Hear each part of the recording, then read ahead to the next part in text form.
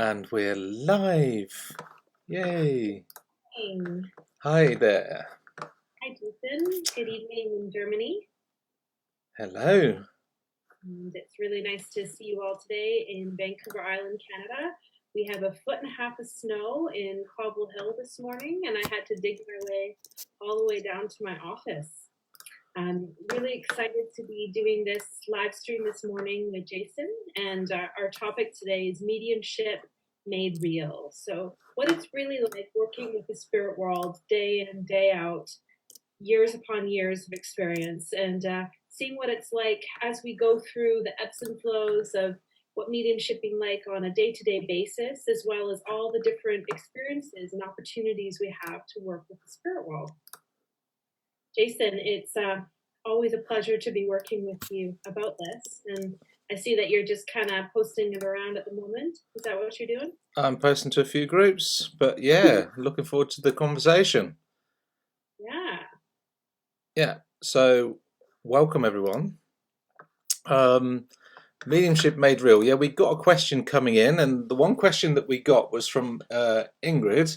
And Ingrid was quite amazed at a contact that she'd had from a medium, Nicole, that said she was on this earth to look after a child, and she thought, well, I haven't got any children that are going to come into this world. And since that was said, about 2 weeks after that, then there was a child born by her daughter, and she thought, oh, that's quite amazing that was possible. And so yeah, that was one good thing that a medium actually said was possible, and within 2 weeks it actually happened. So she's been pregnant. Yeah. And she didn't even know that her daughter didn't even know that she was pregnant. So she found out. So that was quite an amazing thing that happened to her. But she also had a question like, what is the evidence for? And if the evidence is the evidence only for the loved ones to recognize them, or because the way she perceives it in the spirit world, they're all, a part of this, great big soul consciousness. That's what she thought. So what do you think about that? Well, that's a really good question, because when someone comes to a medium, one of the first things they want to know is this real? Like, I don't want to say I want to talk to my mom and you go, oh yeah, your mom's here, she's saying she loves you.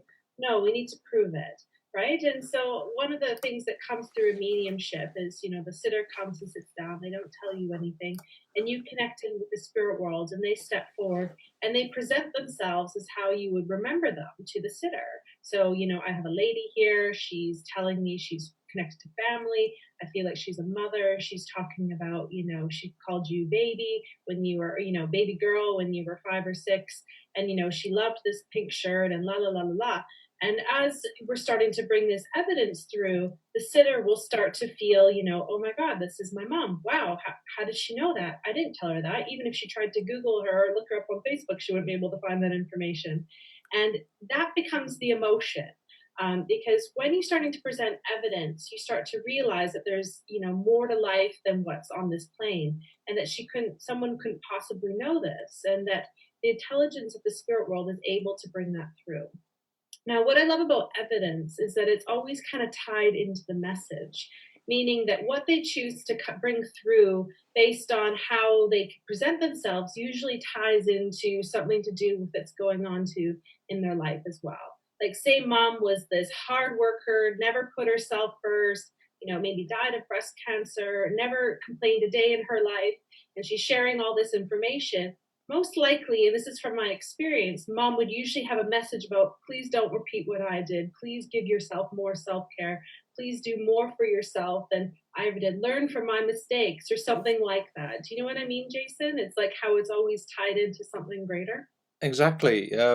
Yeah, I think that's the main thing. I mean, the evidence is normally just to let loved ones know that they're there, but also to prove that life continues in some sort of way. And the evidence that can be given, yeah, like you said, I like the way you said it. It's got to be stuff these days. It's got to be stuff that you can't find out on Facebook.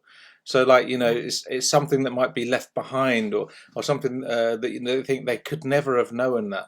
And I think that's the part of it, because what you're really trying to do, proving that the soul continues and that existence continues and life continues. So basically, the evidence is proving that. And basically, with every sitter that you give and every person that you give, there's going to be a difference, because everyone's different, and plus the sitters are different. Sometimes you have people with very analytical minds, and they want a lot of evidence and they want a lot of proof, and then you wonder why. Oh, why is all this evidence coming and why is all this proof coming? Because it's needed. And then Mhm. other times you may have a sitter coming and they really don't seem to need much, and you think, Mhm. okay, so they're already aware of their loved one there or things like that. So it's also different with every sitter. Still um with every country, isn't it? Now that well you've had experience working in Canada. Well, it is different in every country. I mean, it's like working in Canada. People in Canada, they want a message. They say like, you can give them all the evidence, and they'd be like, yeah, but what do they want to tell me to do? Have you got a message for me? And that's what Canadians like. I find in Dublin they like that as well. They like to have a message. They said, oh, my loved one's here. Right, what's my message? You know, Mm. so that's quite funny. But I find. Um, yeah, basically, what I find in England, what I've found is mainly it's just they like the proof, and in Holland, they love the evidence, they love the proof, and they love to hear the proof. That's what I found in my area, anyway. Yeah, and I found that too. Going to the art defending college or spending a bit of time at your place in Germany and Holland, it's evidence is the message, and that's enough. It's just wow, look at that impeccable evidence they brought through. Which more like in Canada or some parts of the U.S. too have noticed. It's wow, look what mom had to say to me to pass down. And so that's what I love about culture is that in different cultures, people have different expectations about what mediumship should look like or what proof is needed or how people present readings as well. You know what I mean? Exactly, exactly. I mean, I was in Finland, and you can be giving a reading in Finland, and you can be giving a demonstration in Finland, and they'll have a straight face. They won't show any emotion. So you'll Yeah. be giving evidence, you'll be giving messages, and they'll go yes, no, yes, no, and you'll be thinking, I do feel they're excited, but I'm just not seeing it, and that's where the trust comes in, right? And really, what you find out once you get to know the culture is they don't show expressions, because in years ago when there was the war going on there, they were taught if you show expression you might get hurt. So once Mm-hmm. you realize that that's the culture and you go there, you're like, oh wow, there really are one to one. They can show emotions, but in a group, that it's difficult. And once you understand that, you get more into your feelings, and you just have to do it. But every culture is certainly very different, the way their expectations are about mediumship, and also yeah, how mediumship should be done. And that brings me to an interesting memory of when you've been visiting here before is that when we've worked with the First Nations cultures in Canada, I remember leaving some ceremonies or events, and you looked at me and you said, Nicole, they see me. They see me. And there is this way that they look and they feel and how they embody mediumship as a way of life without even calling it mediumship because it's their ancestors. And to me, that's one of the most beautiful things I've ever seen in my life. And I strive to be more like the First Nations culture in the way that they embody mediumship and ancestry. Do you understand what I mean? I do. I found that when I was staying with you, that talking about the spirit world with the First Nations, that basically spirituality, just oozing out of them. They can look straight into your heart, and they just see what you've got going on, where you're at. They wouldn't call it psychic working or mediumistic. They just know. And Mhm. having conversations with them, and I'm going, I'll be like, "Oh, do you know about this?" And your loved ones around, and this, that, and that, and they'll be like, "Yeah, they know. They already know." And they wouldn't even call it mediumship. They'll just call it being who they are in their culture, and that's what I think is pretty amazing. I think so too. And it's just been so beautiful to be here and to learn the different variations and styles of just how mediumship is brought in and through different ways too. And what I also love is just how mediumship has a bit of a history. You know, they call it through spiritualism and how it started in the US and bridged over to um, England and Holland and stuff like that. And it's how it started to change and birth into different ways. And through myself doing my ministry training at the moment, it's learning a lot about the research and the history of spiritualism. But Jason, I was hoping you could maybe talk a little bit about your seances and your Wednesday night circle, and just a bit about what that's like. Because in Canada, I believe it's a little bit taboo, or just like, what? You only read about that in like history books and stuff like that. But for you, it's part of your waking life and what you know have been doing for years now too. Well, yeah, for me, Wednesday night circle is just like, it's just a normal evening spending time with spirit. And that's the way I see it. And basically, it's a lovely development circle. And yeah, we sit together with our group, and I sit in trance, and it's a beautiful time where you can experience the spirit world coming closer. Mm. And of course, it's not anything like a platform demonstration. It's not anything like a one-to-one. It's just where, the voice of guides and inspirers can come, and, we can experience the feelings of the spirit world being closer. And that's what I really enjoy doing. And I really enjoy the healing benefits that can also be felt in a circle when you're sitting in the right circumstances with the right sitters, how they also can feel the healing from the spirit world, which is quite an amazing thing for them to feel. Yeah, absolutely. And would you say, and I know for myself, it's like your own personal guides and spirit team becomes your teachers, and having that opportunity to sit in the dark with them every week is really, your education ground of where you're taking your mediumship or what's needed or what's expected for you. Do you understand that? Yeah, absolutely. I think a wonderful thing is like it was um, a good teacher of mine, Paul Jacobs. He said, after you've finished learning for so many years, that's when the spirit world become your teachers. So you learn when you continue to work on platform. You learn when you continue to do your work. Mm. It's not mediumship is not something that you can learn in 3 years and say, "Oh, I've learned this now, so now I can just go off and start my own business with it." It's like no, it's like when you get your driving license, you don't think, "Now I'm a professional racing driver," do you? It's something that you have to work on, and I think that's a lot of people get misconceived of misconceptions about, when really if they see it like, okay, you got your driving license, now you can practice, and now you can move through it. But it is, well, there comes a time in your development where definitely the spirit will become your teachers, your guides, inspirers. You learn to follow your feelings more, and you learn to listen, and learn while you're working. Yeah. And what's interesting is when I ask students, what brings you here, like a raw beginner, first thing they say is they want to be able to hear their guides more, or a loved one that's passed, they would love to be able to hear them more. So it's almost like that's what brings them in through the gate. And then they learn all about the mechanics of mediumship, their natural gifts, their abilities, how to see, feel, hear, taste, smell. And then after years of development, all of a sudden they realize, their guides and inspirers or loved ones in spirit, they have complete direct communication. So I think that's really cool. And I think it's really neat to see how you've developed over the years, and just how I've known you for about 4 years now, and just how your transition has changed quite a bit. And what I love about spirit is that it's a continual existence of a humbling experience. Because once you think you know something, or once you feel like, oh, that's it, I got this, spirit has a way of changing things around so that they always keep you on your toes, and never for one moment is it ever dull, is it?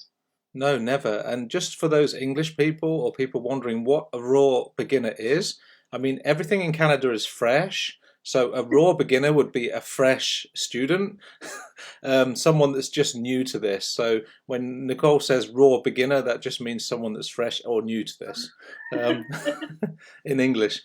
But yeah, no, I think the spirit world never ceases to amaze me in what they bring in evidence, and also what they can bring in any way whatsoever. When you release and let them communicate, it's amazing time and time again how they can prove without a shadow of a doubt that life continues. And I think that's the most amazing thing, I think.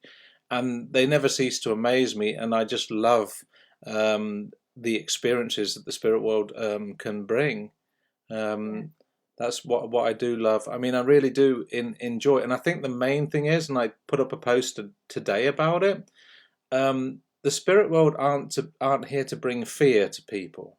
And No. I had someone that was really frightened because they got an email from someone that was a sort of not a medium, but someone that was sort of cleared houses and stuff like that, and made them really really scared. So I had to go and meet with them and tell them, no, the spirit world is really, it's not a scary place, and basically tell them in a down to earth way that the spirit world aren't there to bring fear. They're basically there to bring comfort. And that's my experience, and my experience at time and time again. And all the years that I've been making all these contacts in different places and different countries, I mean, I've never experienced very mean, negative things from the spirit world. So it's something to remember, and I'm sure you'd have those experiences in your area as well, wouldn't you, Nicole? Oh, absolutely. And a great saying I always tell myself and tell my students is, "In the dark, you will only meet yourself." And there's times where I'll be, in my room and I'll be like, "Oh, I thought someone was looking at me," but I'll look and it'll just be, like a beam or post. And I believe that that's my mind playing tricks on me, because when spirit draws close to me, all it feels like is love, right? So there's a big Exactly. difference. My mind is playing tricks on me and when I'm actually feeling spirit. And what I just said there is that we feel spirit, our mind does something else, because we cannot do mediumship through our minds. All we'll do is complicate things and make stories up. Um, I also believe that mediumship is actually quite simple, and if you want to go into spiritualism, it's very simple as well. And you are working directly with the spirit world, and it is a beautiful place where we go and where we, when we are the afterlife and the other side, and it is just pure love there. But when we come to Earth, we experience something called our shadows, right? Which is our parts of ourselves that may need to be worked on or that are undigested. And when we have traumas through life and when we have life experience, like we can haunt ourselves, right? And I believe that things can come up, or we can get scared, or we can get frightful. But a lot of the time, it's just our mind processing things and giving us anxiety to things that aren't naturally specifically even there. You know what I mean, Jason? Yeah, exactly. I mean, all fears. I mean, like I was trying to tell people that the spirit world is love, and it's not anything it's going to be afraid of, and this sort of thing. But it was their fears that were giving them the most problems, because things that you can't see, you can be afraid of, and when the lights go out, it's all dark. And I said, I know that I've been there, when I was younger, but I was said, but you have to remember that it's just energy, and there's nothing to be afraid of, and your fears can play tricks on you, and that's the thing to remember. Your mind can run wild when you've got fears and stuff like that going on. We've got a question come in from Christy Buckham. Do you ever run into skepticism about your gift and your work, Nicole, and how do you handle it? Unfortunately, it's part of the job, and Part of the job. I threaten spirit actually, because I write the notes and put them on my altar. Stuff like, if you ever send me one of those clients, I swear I'll never do this work again. And usually it works for about 6 months, and then another one will show up, and I'll be like, spirit, why did you send me this? Yeah. But I believe all an experience for teaching. And to be honest, I can feel it when someone walks in the room. It's like, oh, this is going to be one of those readings. And what I just say, it's natural to be skeptic, but it's, Yeah. cynical that I don't like. And that's meaning, I had one recently where it's like you sit down and it's like, oh, I got a mother here in experience. Everyone's got a mother in spirit. Oh, she's telling me she had dementia. Well, that's general. Yeah. And, it's almost like they belittle you. Yeah. And everything that you say, and they throw it back at you. And all you can say with something like that is, I'm sorry, I can't do this reading. And why? Is because it takes three to do a reading. It takes spirit to me to you, the Trinity. And if you are going to be belittle me or shut me down, then there's no gateway to keep this reading flowing and moving. And I'm okay now with saying to people that, this isn't working and that this is not a good energy. And, they get defensive, or they tell me, if you're really a medium, that blah, blah, blah, blah. But I find I'm getting it less and less now as I'm moving more into my professional experience, or also when you charge a bit more, I find cynics are less likely to come and spend the money. They would rather go to somebody who's maybe doing it for free that they can give a cheap shot at, or someone who's maybe charging a low fee because they love to play on people with low. Oh, the spirit world likes that on your side, don't they? Yeah, I've got contact here. I've got a link coming in right now. I've got a message coming through. But yeah, skepticism. I mean, normally Nicole sends the skeptical ones to me because she says, "Oh, Jason, you can have them." Oh, Jason, I don't want them. But normally I get, normally gentlemen that really just want, they come in, they're sitting there, and they just want to sit there. They want the evidence. They want to know. They want it proof. And there's nothing wrong with having a bit of skepticism. And I just tend to, when I've got that happening, I just tend to trust spirit and just give what I've got. And at the end of the day, whether if they get the evidence that they need and they think, oh, that's fantastic, and they go home, and you've given it your best shot, you ought to think, well, okay, you've done your best for spirit. That's how you should deal with it, Christy. If you've done your best, do it. But if they turn around and say, well, it could have been better, and then like what Nicole was explaining, it's a case of just saying, well, it does go with the territory, and you should just say, well, whatever, this is what I do. It's the best I could do. I mean, I went to do a mini demonstration in like somebody's living room once, and they were all sitting there like this, arms closed, and they're going, yeah, no, yeah, no, and they didn't open up until I mentioned one bit of evidence, and they said, he could never have looked that up at Facebook. He could have never looked that up at Google. He could never have known that. And suddenly they opened up to the realization that, spirit continues. I think that's the main thing. As long as you stay in connection with spirit and believe what you're getting, and give what you get, and trust what you get, then eventually something's gonna, I say the penny's gonna fall, and they'll suddenly understand that it is real what you're doing. I think another thing, is to remember, and that's a thing, and that's what this. I'm sure the spirit will know this as well, and I think that's the most important thing to remember, Christy, is that the spirit world know that if someone's coming that's skeptical, and they normally give as much evidence that's needed for the person to be satisfied. And if they don't, like Nicole, and they said, "Oh, that was a bit plain," then you say, well, you're not the right medium. There's never the right medium for everyone. You're never the right medium for everyone. You can be the best medium that you can be on the day, and sometimes they need to find someone else. Like, that's why Nicole sends them to me. Can I talk a bit about the differences between the way we work, Jason? Because exactly. I'm a woman, and I call myself an emotional medium. Yeah. I get really into the feeling, and I get very emotional in the process, right? And sometimes that's not enough for people. Or sometimes they're like, yeah, well, I want facts. I want to know their name. I want to know the day they died. If you're really a medium, tell me that. And yeah. I just say, go away. I don't want to work with you. This is how I work. This is how spirit works for me. I'm not changing for you. Yeah. I can't demand this. The thing I love about Jason, he's male. He's had a lot of experience working different parts of the world. And he can be very factual, and he can give those little insights of information very quickly. And for people who are very skeptical, I find he can be really good at kind of breaking down that surface right away. Yeah. And it's just like a difference in way of what are you looking for when you go to see a medium, because every medium is going to bring through different information. And it's learning what are your expectations, and maybe doing your research to finding a medium that can fit to what maybe you're looking for.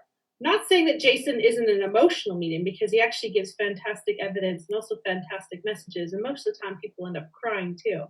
But I just want to say that he has a way of kind of being able to break those barriers. But I also have one more thing else to say, is that difference between skeptical and cynic. Cynic is like, I want you to fail. Skeptical is, okay, give me a bit more information. You're working with me, but I need you to prove yourself. Yeah. And Jason and I are both very skeptic people because I think it's natural having an ego and having a mind to be naturally skeptic of things or people or maybe even other mediums, right? Because we like to see evidence and, demonstrations of mediumship in a good way. And, I know I'm very skeptical of other aspects of New Age philosophies and stuff like that. And for me, it's almost like I need a bit more proof. And that's what I really like about mediumship and, even spiritualism as a whole. You know what I mean, Jason? I do. It reminds me of like when you're saying we work differently, but when we did that demonstration in that last place, where was that?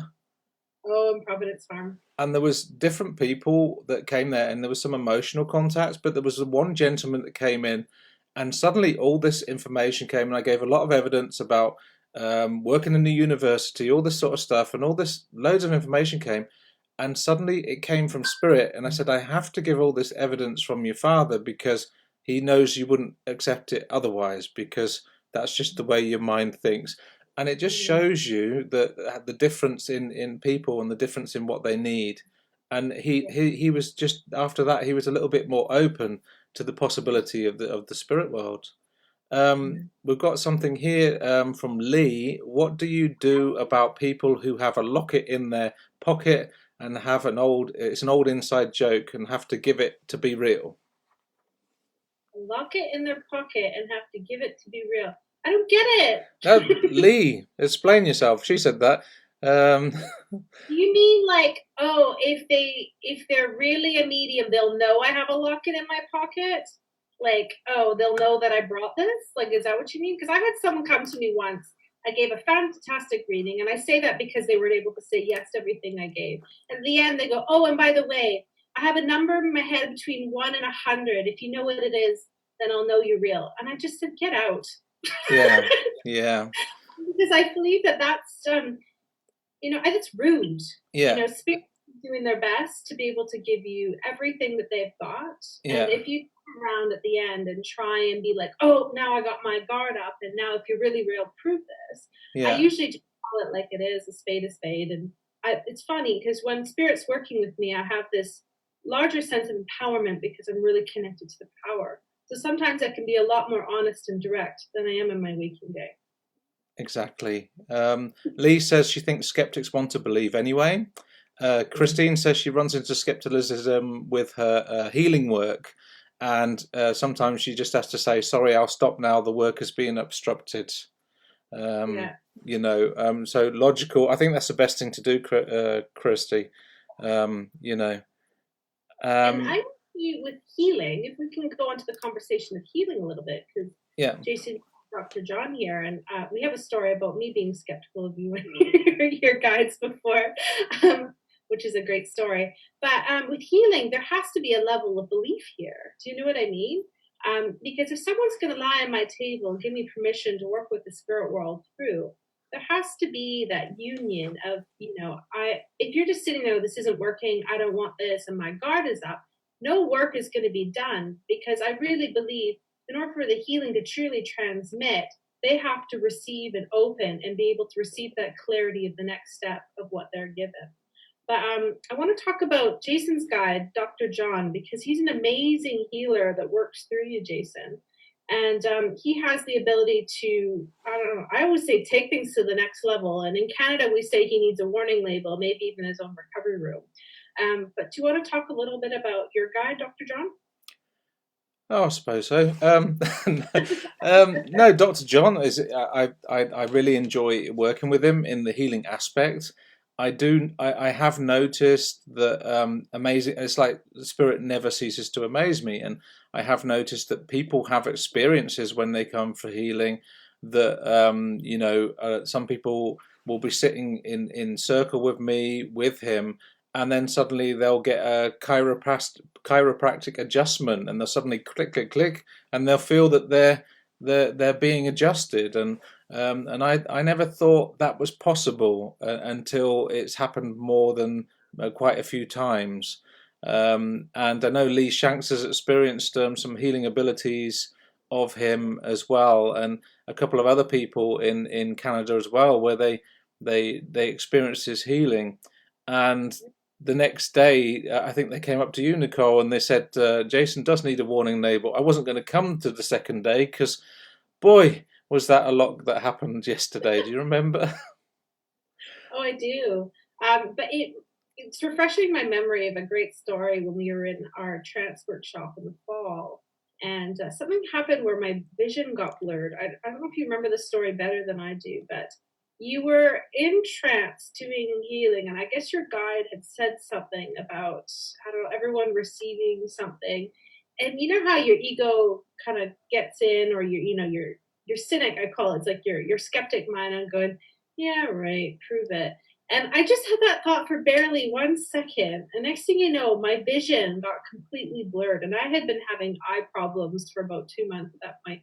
And I literally couldn't see. And I had to put my hand over my eyes and just, I could feel the spirits going and working on, refixing my vision. And then I was able to see like completely clear after that. And it was so profound, because having your vision taken away for momentary, it can't be any more real than that. But also afterwards, the guy mentioned, he says, and Nicole, I know you know what I'm talking about right now because I had to show you something. So, and that's how it works, isn't it? And what was funny is Nicole didn't tell me about it because obviously I was in trance. And it wasn't until like a couple of hours later, and I said, what were they telling me about this? And then you said, oh, they did this to me, and then you admitted that you had that little thought. Well, if it's real, prove it to, or something like that. What you had, I don't know what you were thinking, something like that. I think it was just that your mind. This is natural. We all have a mind that wants to know if things are real or not, right? Yeah, So it even happens to us. yeah. Yeah, exactly. It does happen, but at least I mean that's another bit of proof, where you only need to have a thought, and if someone's doing trance healing or trance demonstration, that thought can be answered Yeah. from the spirit world, without it even being asked. And I think that's just a little bit more proof that that it's real, and that it continues. And I think I'm still quite amazed because I mean I only hear these things secondhand, from you guys, like what happens and the experiences with healings. So it's really, I really love to hear it and think, oh, that's great that happened. I know, other people had experiences with healings with Dr. John as well. Sarah just mentioned one thing. My answer to give me she said, my answer to give me your name. The quizzer is any cold reader, mentalist can do that. It's not mediumship. Mm. So I think probably in the States they've probably got a lot of that going on over there, where they just Yeah. say, well, anyone could read body language, but I think it's also amazing when you're doing stuff, and I think the most evidence that you can give before you actually find your recipient in the audience really does prove it. And I think that's the main thing, and then that's something that you can't be really cold reading, which is quite a good thing to do. Um, oh, Diane Wheatstone said, when you read me, Nicole, you said you were getting really hot. Can you explain this for us, please? Oh, sure. Sometimes I get really hot and sometimes I get really cold, or sometimes I feel lukewarm. I have the window right next to my chair. And because spirit comes in working through our nervous system and actually kind of working through our adrenals and our cortisol levels, body temperatures can fluctuate really, really fast. But sometimes when someone comes in and they sit in and it's like they have so much, I call it they're loaded. They're loaded with like things going on in their life, loaded with maybe information that they're ready to receive. They're so open. They're just like, oh, read me. I can get like a hot flash, and it happens really, really fast. And it's like I need to run for the window. I need to open. I need to cool down, or I need to turn the heater off immediately. And I believe it's the spirit world getting ready to work with me. And because they come in through my body, behind me, through like it's almost like the impression through, it can make me quite warm. Sometimes once I get the reading going, the temperature in the room will drastically drop and it'll get quite cold. That's why I always have blankets in here. So usually I have extra heaters, is because you never know the direction it's going to be able to change. The other thing with hot is if my hands get burning hot, sometimes it means that they're a healer and that I need to share that information with them, or it means my spirit guides really want to do a healing on you right now because my hands are on fire and they just want you to lay down on the table so I can do some hands-on healing. And so it's learning how to interpret what that means in that moment and just, why are they giving me this sensation right now? Because when I'm teaching mediumship, people will sit there and close their eyes and be like, I'm not getting anything. And I'll be like, okay, but what are you feeling? I'm getting really hot. Oh, I'm starting to get a pain in my neck. Oh, wow. I just noticed that my heart started to flutter. See, these are all pieces of evidence that you can already start to work with. Because it's learning how to move and shift out of the mind and into the body. You know what I mean, Jason? Yeah, it's like I get the same thing with my hands as well. That I get temperature in the hands, and I think, oh, this must be the healing aspect of someone's qualities that are coming forward. I don't get the hot flushes like Nicole does. It's for me much the same, but um, yeah. Lee Shank says, thank you. She really enjoyed the fact that you had to reveal your skepticism on that weekend workshop in Canada. Um, and Evelyn says hello from Dublin. Um, and Ingrid, yes, we have answered your question. We did it earlier, which was, yeah. But there was the part about, I think the part about what Ingrid was asking was about how is it upstairs? You mean, are they all this group consciousness, Nicole? Or are they, because when we bring them through, we bring them through for loved ones as evidence, Yes. and how does that, that's what she had a question about. This is interesting. I had this conversation with somebody yesterday, and I'll try to explain it in the best as the way that I can. And this is just me trying to make sense of it because I believe there's a lot we don't understand about the spirit world because we're not supposed to, and because we can't utilize our brain to that capacity. But if you think of the spirit world as a collective consciousness and a very, very high vibration, like a fan sped up, and a medium sits down with their loved one and says, okay, we're going to do a reading right now. It's almost like that collective energy condenses together into more of like a solid form. Call it like the looking glass. It's like they condense their energy and push it through like a looking glass, which goes right through my nervous system and into impressions and feelings onto me. And because of the intelligence of spirit, it's almost like all their little dust particles or all aspects of their soul, which is in that collective, can kind of morph into that feeling in that moment. Yesterday, I was using an analogy of like a river being full stream, and then all of a sudden it's like a dam or like a piece of wood blocking it, and all the water condensing together. And that's what like giving a mediumship reading can be like. But I believe that it all happens all at once. And when you're working with spirit, it's like you're all encompassed with their energy and how they were remembered. So it's not that they're walking around maybe as like an individual saying, this is me, but when you're working in mediumship, it's like they can morph their energy into that of how their loved one could be remembering them to show that proof of the afterlife. How about you, Jason? What will be your philosophy or your understanding as Well, spirit? exactly, and I think it also depends how long they've been in the spirit world as well. Because when people they in the beginning, I find that they really want to make a contact from the spirit world, and I feel that there comes a lot of evidence. And with my loved ones that are in the spirit world as well, I've noticed they don't need to come as much now, so they can move on, as to say. So, and that's when I find that they can move on to higher realms or higher levels within that. Oneness consciousness, that we can call it, up there, right?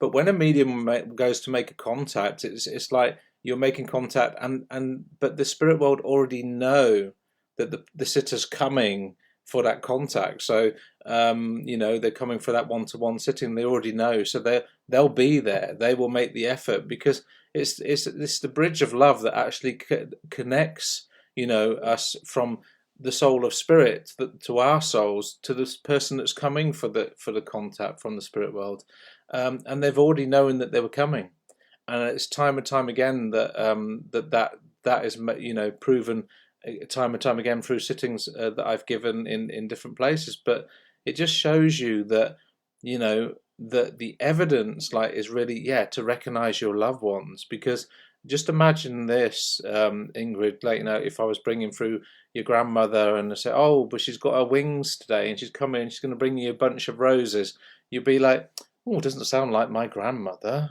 you know. So really, evidence is you know, to bring through, basically, and to make contact with the right recipient to prove that life continues in some way. But what I find that the spirit world get really excited to make that contact.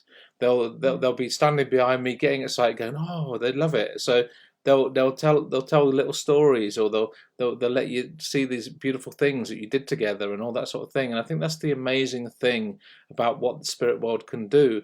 And of course, they're going through, you know, they're using every faculty that I would have as a medium, and they do that by other mediums as well. Um, so we've got another question just coming in. I might have to read that. When spirit comes to me, I like talking fast, but when it's been gone for a long time, I always go cold. That's how Tammy receives it. Well, it's nice to hear, Tammy. Um, Yeah. I don't have that. Do you have that? They it runs cold with you if they've been a long way, Nicole? Yeah. So, like we were using the analogy of like a fan being really, really sped up. And sometimes, like when I first started mediumship, everyone's like, slow down, Nicole. And I think I remember Jason saying that to me about 100 times. It Yeah, was like so excited the spirit was here that I yeah, would start transmitting all this information at like chipmunk speed, like, blah, blah, blah, blah, blah, and then it would just stop. And what that was is that I could only hold power for so long. yeah, And what I mean by power is that it's like, you know, if you charge in a battery, my body could only hold that high speed for such a certain amount of time, which was only, I believe it was only 15 minutes when I started. Now I've got it up to 45 or an hour or whatever. But yeah, it was like, I knew I had this short amount of time to get all this information out. And then it was like spirit was gone and it was cold. So the answer to that is learning how to sit in the power for extended periods of time and learning how to discipline and hold that connection with spirit. And the longer you've been doing mediumship, the more you get comfortable with that frequency, which actually you naturally do start to slow down and you start to lose that fear that you're going to lose that connection if you're not talking at like, you know, a really, really fast or like a chipmunk. That's what yeah. I called it. And Mhm. that's funny because I remember telling you to slow down. I said, "Don't worry, they won't run away. They'll still be there.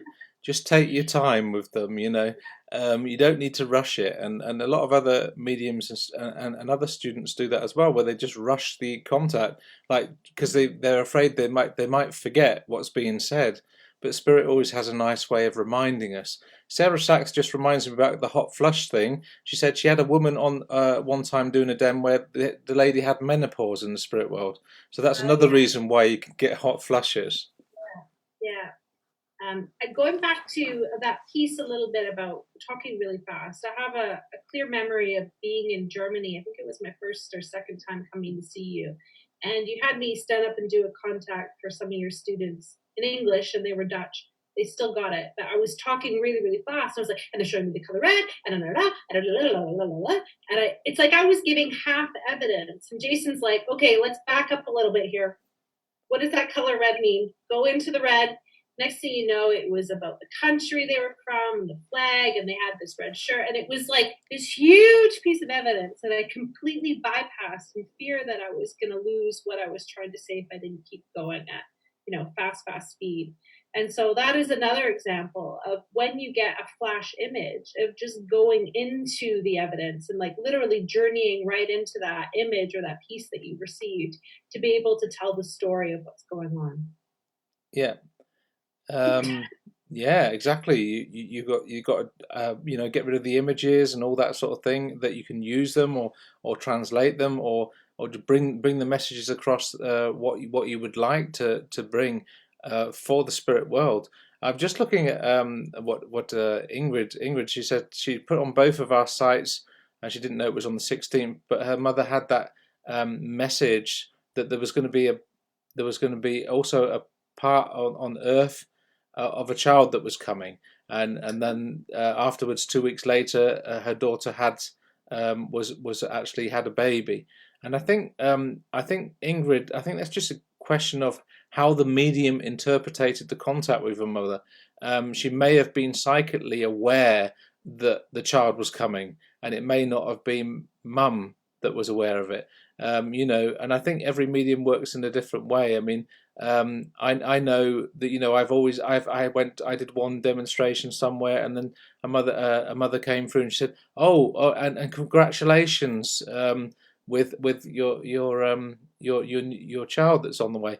And she said, "Well, I'm not pregnant." And then a couple of weeks later, she found out she was. So I think in that way, I think it can happen, but I don't think about like the reincarnation of half mother soul coming into a child. It's just not my belief. I mean, but everyone's open to their own beliefs, in this. I don't know what Nicole believes in that. Well, I just want to go back to the baby piece because Yeah.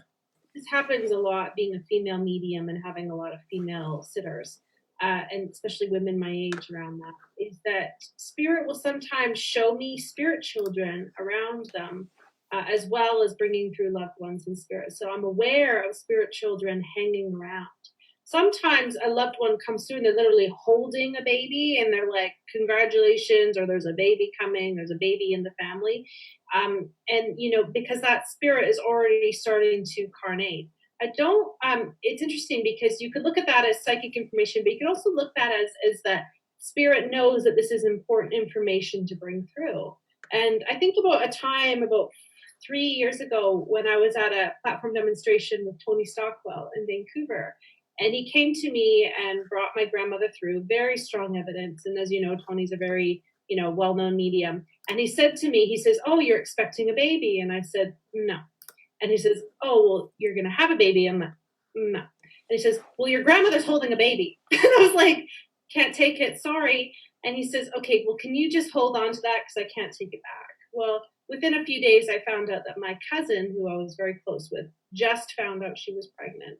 So I do believe that information comes through. And sometimes the spirit world, the grandmothers are so excited. There's a new, family member coming on that they want to talk about how they already know that this is happening as well.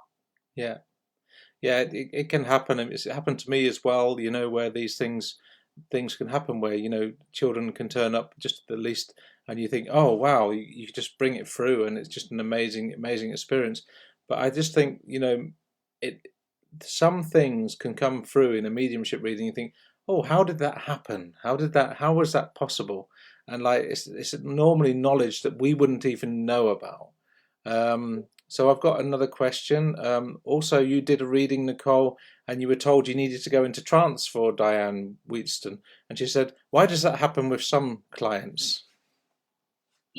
I believe, Diane, that when people come and sit down in front of me, Spirit and I have already had a business meeting of what's going to happen in your reading. It's like sometimes I take 5 minutes before my sitter comes and go, "What does this person need?" And they're very brief. They need a lot of evidence. They need to talk to their loved ones immediately. Or sometimes I hear stuff like they need a lot of guidance or they need something that you can't maybe share with them. I remember that day when you came to me, and probably about a year ago now. When you showed up, I was extremely tired. And that's not normal for me because usually when I'm preparing for reading, I'm very hyper because I'm getting my energy up. When I'm extremely tired, when a sitter shows up and having these hot flushes and stuff like that, as you prescribed, to me that says I'm meant to go in trance. And trance is when you lower your frequency right down, almost to the state of like you're going to fall asleep. And I remember discussing this with you, Jason, as well as Eamon Downey. And it only happens sometimes, but it means that the message that needs to come through for you are not things that I can pick up in your psychic energy or from your loved ones. It needs to come from a higher realm and another place where I'm not involved in this conversation. But also within saying that, I would have never, ever gone into trance for you unless I felt that you could take it, understand it, or were open enough to receive it. And when I met you that day, I was like, "Oh, she's open." I could feel your floodgates were open. But if you walked in as a hardcore skeptic, you couldn't force me to go into trance.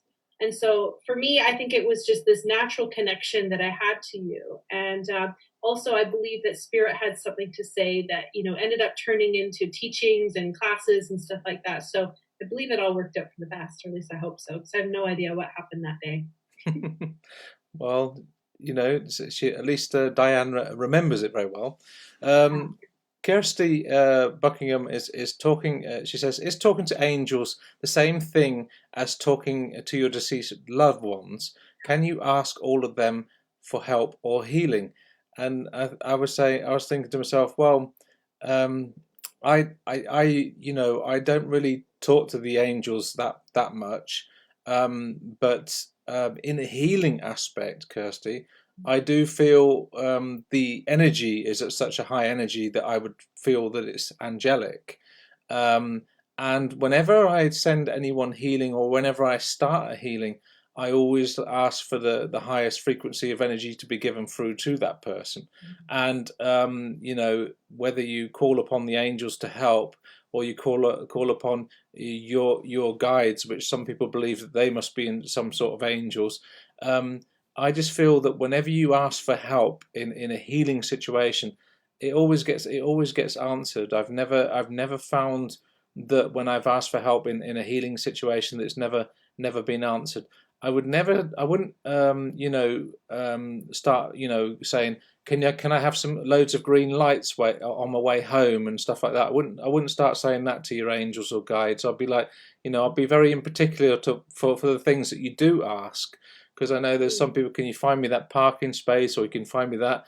And what I know, and this is just something that I know, you can do that with yourself without asking the angels, because I have this belief I'll always find a parking space anyway, and I find one.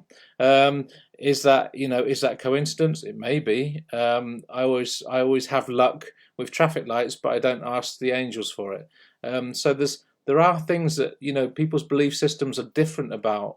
And I believe in Canada they probably also think different about them, don't they, Nicole? So how do you believe about that? Is talking to your angels the same as talking to deceased loved ones, or can you ask all of them for help and healing? First of all, I want to say when I came to England, everyone's like, angels? Ugh, no, no, no, I don't do that. So I feel it's a British thing to not talk to angels because when you're in Canada, everybody talks to their angels. And when I went over there, I had to actually, quiet my voice and say, oh yeah, sure. Like when in Rome, do what the Romans do. But anyways, when I'm working with spirit, and I mean evidential mediumship, connecting with loved ones, it's a dense energy. And that's what I focus on doing, and that's my specialty. Connecting with the angels is very different for me. Mediumship, loved ones come from behind, it's density. When I call on the angels, they come before me, and it's like I almost hear a high pitched scream in my ear, and it's like this bright light vibration that's so high, and that's how I know when the angels arrived in the room. They usually come for healing for me, and I believe because Christy and I took the same program at Langara, we worked a lot with the angelic realm, and we invited the angels in to work with too. But I don't necessarily believe that they come in with all this different evidence unless you're that type of medium that likes to connect with spirit guides and give evidence about that too. But I believe over time you can get to know your angels and learn a bit about their frequency and what they're like and why they come. And sometimes I do that in readings as well too. But interestingly enough, you were saying about not asking angels for green lights. And yesterday I had to do it. And I just want a quick story is that it was bucketing snow. I had to get home from Duncan to Cobble Hill. I had to stop at a red light and I was sliding and it was like gung, gung, gung, gung, gung, gung, and I had to pump the brakes. And I told Spirit, if I have to stop one more time, I had three more red lights maybe to get to my house. I'm going to slide right through the intersection. So I called on all the angels, all the archangels, literally put like a grid around my car. I hit every green light. I swove home. I didn't even have to hit the brakes once, and I made it home in record time. And that was one of those moments like, thank you, angels. Thank you, thank you, thank you. Because without you, I don't think I could have done that. And so that to me is like, sure, it's about belief systems, but I also believe in sometimes in moments, I feel that at times I can prevent accidents by knowing who to work with. For some reason, angels and me in cars, we seem to have this solved or done or something. You know what I mean, Jason? No, because I just believe that I do all that, and that's what I do. But anyway, that's the wonderful thing. I mean, different countries, different belief systems, right? And we know that. And that's the thing. If you ask for help in any way, I feel that it is possible to create, the help that's needed. I do feel also with myself, my belief system is okay. If I believe it's going to be a good drive, then it's going to be a good drive. And when I feel lucky, I'm normally very lucky. But it's just a different way of thinking about it. But I am the thing is about me, since I've been coming to Canada and since I've been getting in contact there, I have opened up to my ideas to a lot more. Of course, my way of thinking, my skeptical way of thinking, which is skeptical in a good way, I am open to, if they want to prove it to me in some way, I'll say, yeah, sure, I'm open to that. And I do think it is quite interesting how when you did ask for help, Nicole, how it suddenly did turn out all right, and you think, oh, that was good. Yeah, and Um, that goes again with like culture. Some yeah, people will call him Mother Mary, Jesus. Some people call him their mom who's deceased. For me, it felt safe and the right thing to do to call them my angels. And yeah, I believe that that's part of upbringing, culture, where you're from, what you're exposed to. And so that's why we can never fight over who's, Jesus, Buddha, no, all the different types of higher beliefs, ancestors. It's whatever resonates with you in that moment. But I do know that angels have their own frequency, and I'm willing to fight anybody on that doesn't believe me yeah. there. Well, I'm not going to fight you for it. Whatever, whatever. All I know is that your experience, and really, I think that's what it's about. If you've received that, then that's a sort of evidence that that you can expect when asking for them to help you out, and then receiving the help that you need. Then that's your experience, and I think that's a good thing to remember. Cindy Williams says, "Do you remember the reading for her daughter?" And she said, because she came a long way to hear from her ancestors. Do you remember that? Yes, I do remember that. I can't tell you anything about that reading. I do remember because we came in with the intention that we wanted to work with her ancestors or deceased loved ones, that I remember they started to pop up and started to gather around. But unfortunately, it's hard to remember what happens in a reading because you're using a different part of your brain and because the information comes through you and not to you. So it's not like this waking state where Jason and I are talking where I could recall memory. It's like it bypasses the mind and flushes right through. And that's how a reading's done. So a lot of the times I can remember someone arriving and someone leaving, but in between it's just a gray area. Yeah. Okay, that's good. So, but the thing is, I think I remember meeting Cindy's daughter, and she was still impressed with the reading that you'd given her, even though some readings you can remember and some you can't. But she was impressed, and she even asked me how would she know all that? And I said, well, when you're connected, you I can don't know that. you can receive evidence that you think, oh wow, that's pretty amazing. Um, I got a thank you to be the reminder that yes, you can manifest things yourself without Yeah. asking for help, from Kirsty. So thank you, Kirsty. I scored a point there. Um, but yeah, you see, and it's different beliefs, but if you believe in yourself, and that's just something that I believe in, right? If you believe in yourself and your possibilities and what you're putting out there, you can certainly attract it to you. I do believe that, and it's as long as you start believing in yourself, that's when not only your own mediumistic gifts can open up, but other gifts that you have inside of you can open up if you just believe it. And if you believe that you can create your own path and it can be a good one, then I believe that that's possible. And I think that's the strongest belief that I've had most of my life. So, what do you think about that, Nicole? I think that's great. And what I love is that we can be playful with each other about differences in opinions and respect each other. Because I believe with teachers, we all offer different aspects and different, knowledge and philosophies and ways that we've experienced things.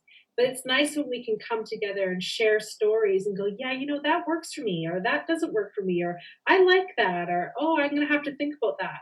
Because we are challenging beliefs and we are opening up. And we're helping each other have our own connection with spirit.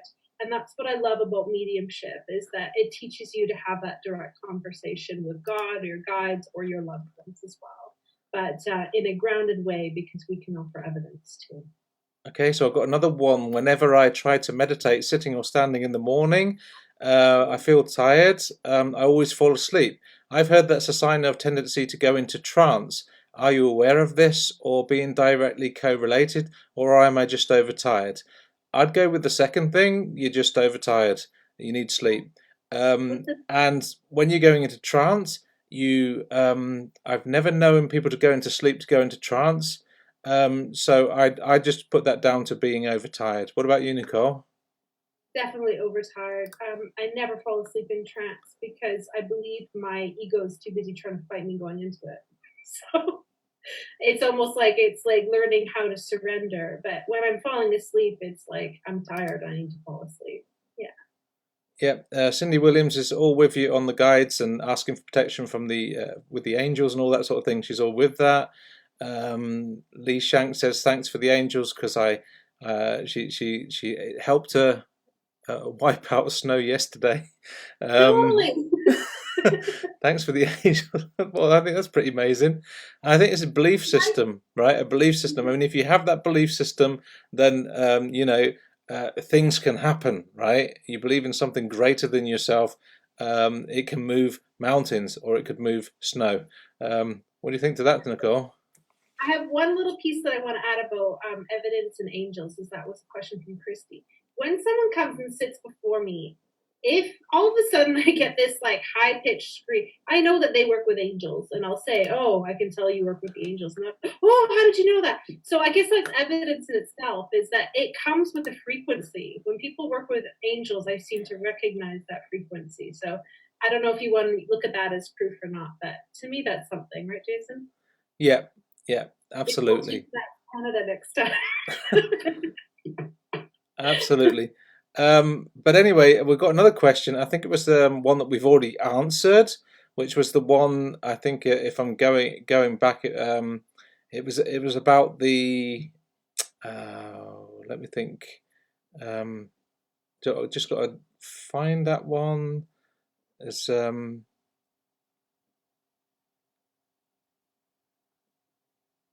Anyway, about asking angels to move snow, I can't find it now, but if we've missed a question, please repeat it and write it down because I've got another 24 comments to get through here, so we're pretty busy.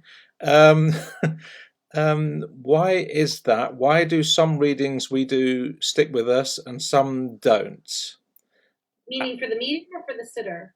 She said, well, what you just mentioned, that some readings stick with you and some don't. Some you remember, some you don't. And if I remember, the thing was, how do you deal with skeptics? We already mentioned dealing with skeptics in the beginning of this live stream, but basically believe in spirit, give everything you got, do your best job, and that's it. And sometimes Nicole shows them to the door or sends them to me. Yeah. So how do you deal with skeptics, Nicole? And yeah, what was your advice for that? Well, when I'm going to offer some different advice because I just remembered something else that I learned from over my trips in England, because people in England and Holland are very skeptical. It's learning how to have a stronger connection with spirit instead of psychically reading your sitter. Yeah, I used to get so psychically pulled into what they wanted that my reading would morph into that and I would lose confidence. Now, when someone comes to sit, I try and have such a strong spirit team working with me that that power is greater than their skepticism. And yeah, so that would be my suggestion for you to build that connection with yourself. yeah.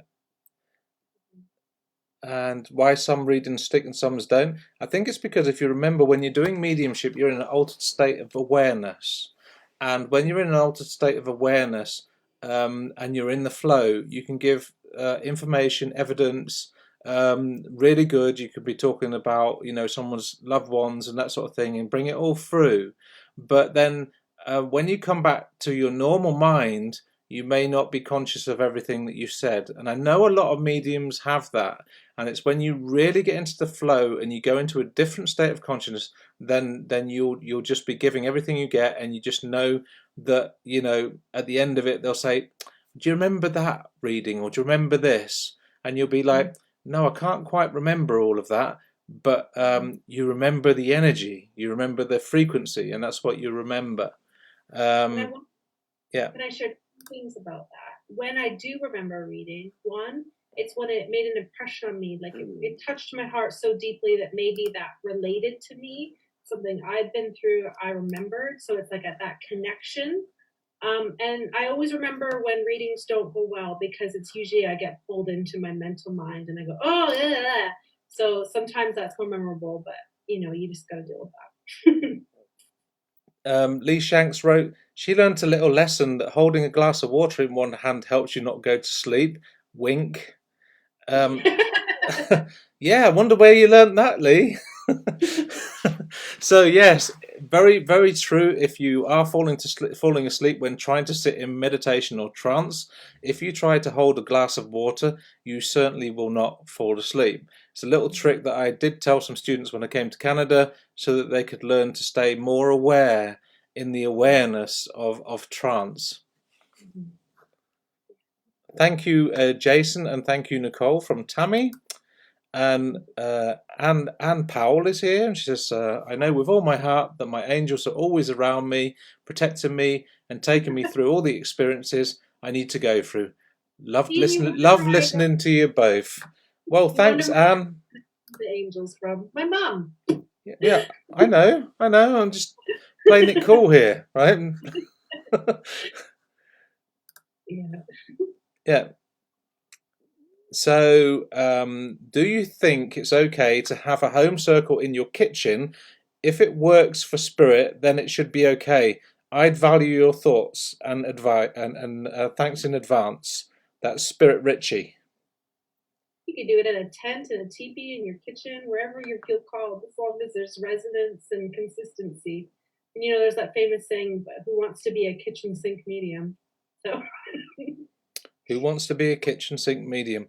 I I always look for a place to sit in circle, and it's just me. A place that can be, a quiet space, and I find the kitchen is normally it's got quite a busy energy, a lively energy. Normally makes me hungry. It wouldn't be a good place for me to sit in a circle in the kitchen because it's too close to all that lovely food.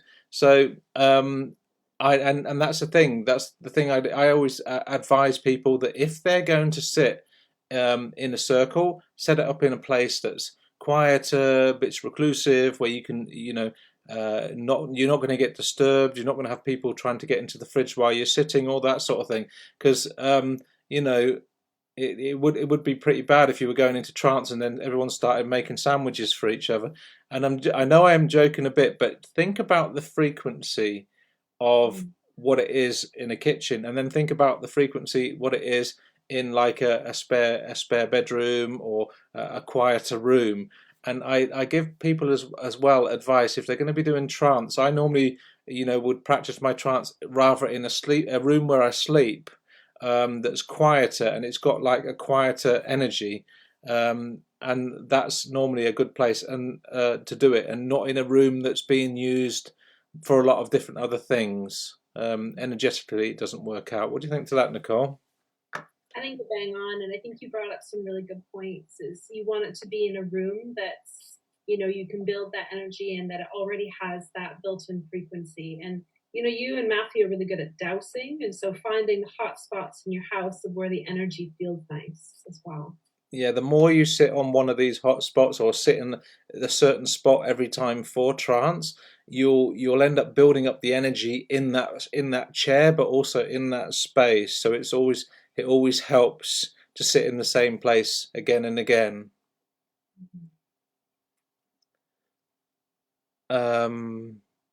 So Leanne says good advice with the advice with the cup or a glass. So we got that. I will remember that one, Tammy says. They're enjoying that. Lee Shank says she needs a bigger house. Well, I don't know about that, Lee. But then Evelyn's like, well, I need one too. But apparently that's one thing you were saying about Canada that believe in the angels and all that. When I was working in Dublin, they love the messages, don't they, Evelyn? And not only do they love the messages, they love the angels and they love the angel numbers and they love to have the messages and also the beliefs in there is, and then they always say there must be a way with the fairies. and Oh yeah, that's something that's also I found in Ireland, which is quite an amazing thing. It's a different belief. I don't know what you guys think about fairies. oh, we love fairies. I have a fairy door in my healing room. Well, there you Um, go. we work with all dimensions here, and I remember one of the first things you said when your first workshop in Canada is they bring Gandalf here. It's like, yeah, we even call him Gandalf. Yeah, yeah. You know, it's waking up to a new culture. Yeah. Um, Ingrid, that's quite a long thing you've written. I can't read it very quickly, but can I get back to you on that one? Just give me some time to think about that one because we're going over the hour at the moment. Yeah. Um, so then we've got and Evelyn's like, oh, they do, because I mean they love it. The fairies love it, and plus, and they say that the Irish are away with the fairies, and Mm. Evelyn's quoting me on that. But I also know that they won't build houses if they realise that there's a fairy fort there, because if they do, it brings bad. Not, well, it might be bad karma, but it just they won't do it. And I don't know if I've got this right, Evelyn. You might have to correct me if they're wrong, but isn't there certain laws around that you're not? I don't know. I'm not sure if it's in the law or anything like that, but they certainly won't build on a fairy fort. Um, any advice? I have three big events coming up, and two are with Lee. We are both nervous. I think the biggest advice I can give you, Tammy, is spirit are always there, Mm. and you're never alone, and they will always support you no matter what. And I think that's the main thing I can tell you. And I think if you do your best, spirit will always be grateful for what you do. I think that's the main thing to remember, and try to let go of your worry. You got any advice for them, Nicole? Being someone that does get very anxious before events is take a minute for yourself because when you're out there with people greeting, it takes energy. So to pull back and just sit with spirit and say, "Help me, dear God, please." And like Jason says, the moment you stand up, they're there. That's really all you have to do is stand up. Yeah, just stand up, and that's the thing. I think that's the main thing when you're going to stand up and link with spirit, and just that belief, setting up that belief before you stand up, which is saying like, when I stand up, spirit's going to link in, and I'm going to have a contact, and it's going to be fantastic, and it's just knowing that that's going to be there. So that sets up the energy before you Mm. even start to work. Just getting back to the fairy forts, Evelyn says, no, it's just bad luck. The laws protect these structures. Okay, oh there you go. That's interesting to know.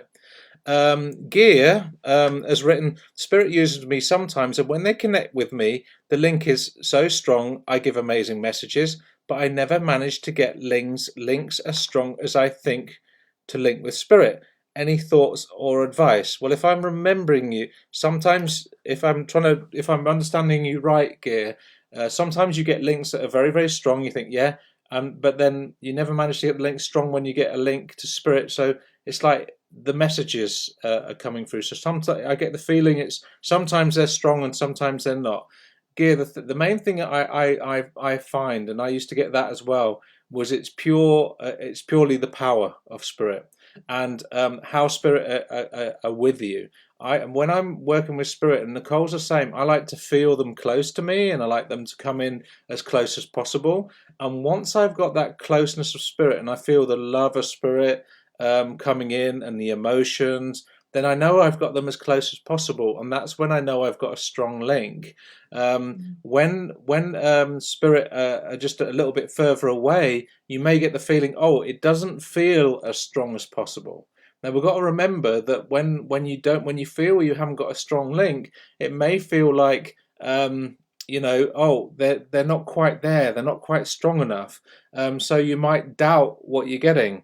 In those experiences, I never doubt what I'm getting. I'm always even the most subtlest messages that I feel, I always give what I get, and I think that's the main thing to remember. But if you wanted to enhance that more, I would say sit more in the power. The reason why sit in the power, because like your mediumship, it's all there. Everything's all there, so you can see, you can hear, you can feel all those things. But it's like a car. If you haven't got a strong enough battery, not everything's going to work on it. So that's what I'm saying. The more that you sit in the power, the more that when you do connect to spirit, the empowerment occurs when spirit link in. And when spirit link in, it can get so strong that you just know, get into a knowing. You know you have a contact, and you know the evidence, and it becomes, you become more confident as well. And Nicole knows about this as well, because I'd said to her as well, do that, and she's also, since she's got into more into sitting in the power, your links have improved tremendously, haven't they, Nicole? Yes, absolutely. But one thing I just wanted to add is that sometimes you have a really difficult spirit communicator and they're really quiet or not very vocal or don't like to talk. And that itself is evidence. So when you catch yourself getting frustrated that they're not saying anything or getting closer, start talking about, oh yeah, yeah. Like they really they don't want to get too close. And I knew in life that it would take a lot for them to get, to tell you anything. It's like pulling teeth and they're like, oh, that's my dad. And immediately you have a connection like that. And Yeah. so it's forcing it into something that isn't, maybe wasn't naturally, but everything that just Jason said. And sometimes that scenario happens as well. Yeah, I think also gear to remember, like when making links and just knowing, it's like when you feel them strong with you, just believe in that. And when they're not as strong, it might be that they have a different character. And then just get to know that character. Be excited for the contact you have with spirit. And this is for Tammy and Lee as well. Whatever contact you get, just get excited, even if it's somebody that feels a bit quiet. Respect that they're quiet and just voice it and give what you get, because even the quiet people love to come through. So always just give what you get, and trust what you're getting from spirit. I think that's the main thing to remember on that one. We're gonna have to call it a day, because there are a lot of questions still coming in, and we've gone quite a bit over time. Lee says Yeah. she sits in the power every day. Dolores says, great advice. You said true, sitting in the power is important. It creates stronger energy, bringing spirit forward. I agree with you, Doris. And Tammy says it usually means that when they were in the physical body. So, okay, that's also possible, Tammy. It can be how they could be. What I really enjoyed, I loved your questions, guys, and I know Nicole loved your questions as well. And what we did love is the fact loads of questions came in, and that makes it good. So when we do another one of these, yeah, do tune in, and we'd love to see you all again. Thank you for all your questions and everything that you've been asking us. We've answered them to the best of our abilities, and I think the main thing to remember is, even though me and Nicole might have different belief systems about angels, and I might have different belief systems about fairies, but remember this: I always respect another person's belief systems, because who am I? You can't judge it unless you've experienced it yourselves. And I think it was wonderful to hear how Nicole said, well, when she needed help the most, she just asked for help and it was given. And I think that's an amazing thing. And I think it's also amazing that they will not build on a fairy fort in Ireland. And I certainly wouldn't if I was living there, because I know Evelyn would tell me not to. And I'm looking forward to seeing Evelyn very soon. I want to thank you all for coming. Thank you for your questions. And Ingrid, I know I didn't answer your question, but it was very complicated. So I'm going to read it first and just let it sink in. I can't do all that in a different language this quickly. So we'll save that one for the next time. Okay, Nicole, did you want to say a quick closing?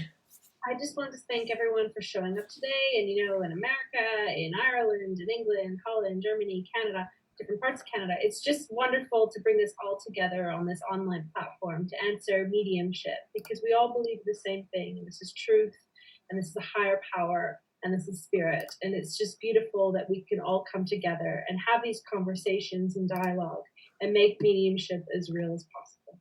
So thank Exactly. Keep it real, and just know, it doesn't matter what country you're doing mediumship in.